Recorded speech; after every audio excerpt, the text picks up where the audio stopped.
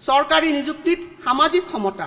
অধ্যক্ষ মহোদয়, আমি প্ৰায় লক্ষ্য কৰোঁ যে এটা পৰিয়ালত কেইবাজনো চৰকাৰী চাকৰিয়াল থকাৰ বিপৰীতে কিছুমান পৰিয়ালত এজনো চৰকাৰী চাকৰিয়াল নাই।